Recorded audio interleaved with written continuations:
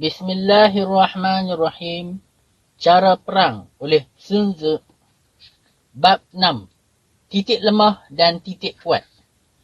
Sun Tzu berkata, barang siapa yang terlebih dahulu berada di medan tempur dan menunggu kedatangan musuh, maka dia akan berada dalam keadaan segar untuk peperangan. Barang siapa yang tiba lebih lewat dan tergesa-gesa untuk bertempur, maka dia akan tiba dalam keletihan. Maka petarung yang pintar akan memaksakan kehendak sendiri ke atas musuh, dan tidak akan membenarkan musuh memaksakan kehendak mereka ke atas dirinya.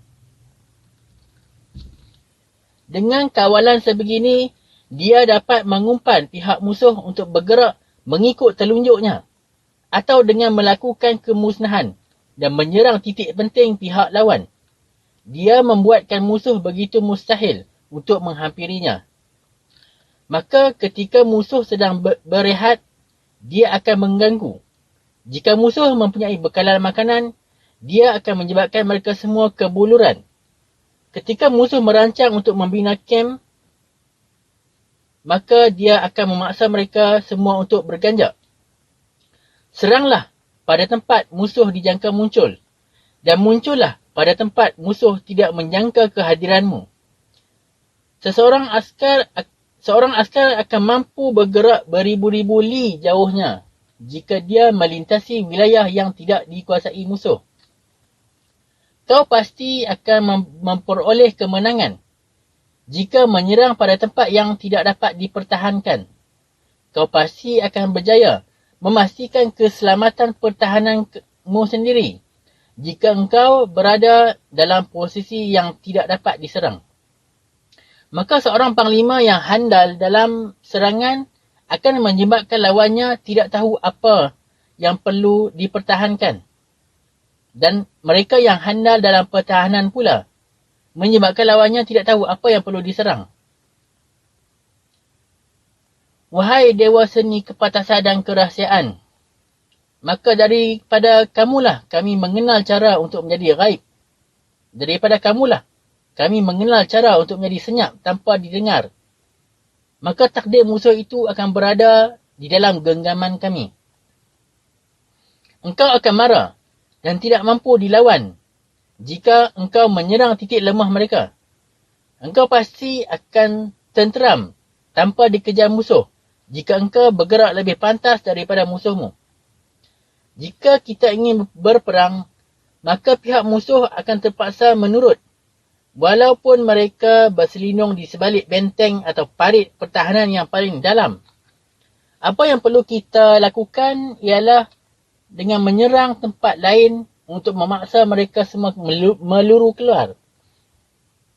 Jika kita tidak ingin berperang, kita boleh mengelakkan pertempuran sebegini walaupun kedudukan kem kita mampu dijejaki pihak musuh. Apa yang perlu kita lakukan ialah dengan mempamerkan sesuatu yang aneh dan tidak diketahui sepanjang laluannya untuk menyerang. Dengan mengetahui susunan pasukan musuh sementara kita masih lagi bersembunyi, kita berupaya membuat pasukan kita bersatu padu, manakala perpaduan pasukan musuh harus dipecah belahkan. Kita berupaya untuk membentuk sebuah kesatuan, manakala pihak musuh terpaksa membahagi-bahagikan pasukan mereka kepada kumpulan-kumpulan kecil. Maka akan bertempur pasukan yang penuh dengan pasukan yang kecil hasil daripada pembahagian, yakni bilangan kita akan melebihi bilangan kekuatan pihak musuh. Dan jika kita berjaya menyerang pasukan kecil dengan kesatuan kita yang lebih besar, maka pihak musuh akan dihantui ketakutan.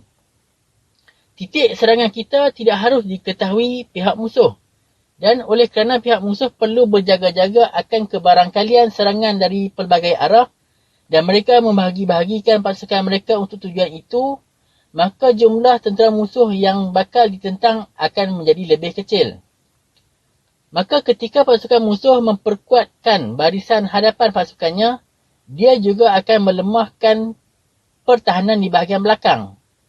Maka ketika dia memperkuatkan pertahanan di bahagian belakang pasukannya, dia akan melemahkan barisan hadapan pasukannya. Maka ketika dia memperkuatkan bahagian kiri pasukannya, dia akan melemahkan bahagian kanan pasukannya.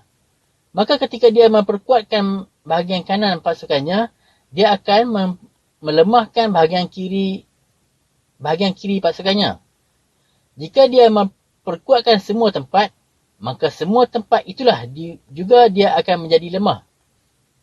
Kelemahan angka wujud daripada persiapan menghadapi sebarang kemungkinan serangan. Kekuatan angka wujud ketika kita berjaya membuatkan pihak musuh melakukan persiapan sedemikian. Dengan mengetahui tempat dan waktu untuk berperang, maka kita berupaya untuk memberi sepenuh perhatian kepada perang dari jarak jauh. Akan tetapi, sekiranya tempat dan waktu tidak diketahui, maka barisan kiri tidak akan berjaya membantu barisan kanan. Barisan kanan tidak akan berjaya membantu barisan kiri. Barisan hadapan tidak mampu membantu barisan belakang. Dan barisan belakang tidak mampu membantu barisan depan pasukan. Apatah lagi, jika barisan-barisan ini berjauhan sehingga 1000 li jaraknya. Dan meskipun dekat, ia masih terpisah sejauh beberapa li. Maka menurut anggaranku, walaupun tentera pihak musuh lebih ramai, ini tidak bermakna mereka akan memperoleh kemenangan. Walaupun mereka lebih ramai, kita boleh mencegah mereka daripada melakukan serangan dengan mengetahui rancangan dan kebarangkalian mereka untuk menang. Amati mereka dan nilailah kegiatan mereka ketika beraktiviti maupun berehat. Melalui provokasi, kita boleh menilai pergerakan dan pemikiran mereka, dan ketika bersemuka, kita akan dapat menilai titik-titik lemah mereka. Dengan penuh waspada, bandingkanlah pasukan musuh dengan pasukanmu sendiri, agar engkau beroleh pengetahuan tentang titik kuat dan titik lemah kedua-duanya. Hal terbaik dalam mengatur sebuah taktik ialah dengan menyembunyikannya.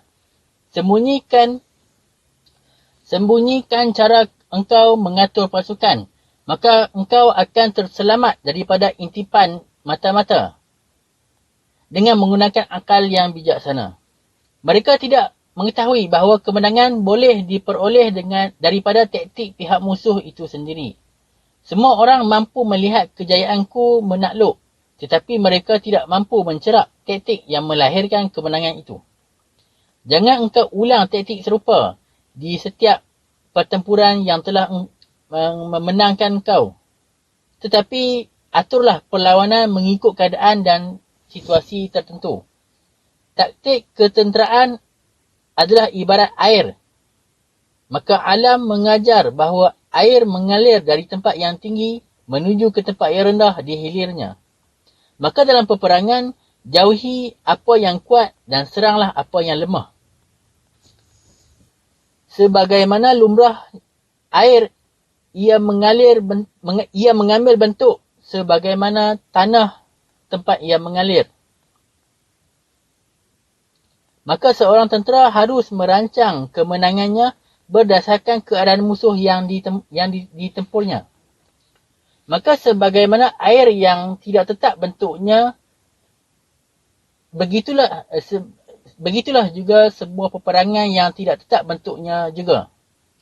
Barang siapa yang merangka dan memperbaiki taktiknya sesuai dengan keadaan musuh dan seterusnya berjaya pula menakluk kemenangan, maka dialah yang layak dibandingkan dengan pemimpin dewa-dewa dari langit. Kelima-lima unsur tidak selalunya berkuasa ke atas satu sama lain. Maka setiap musim saling bergantian. Hari berlalu panjang meskipun singkat. Hari berlalu panjang maupun singkat. Maka begitu juga bulan pada kala ia surut dan mulai mengambang.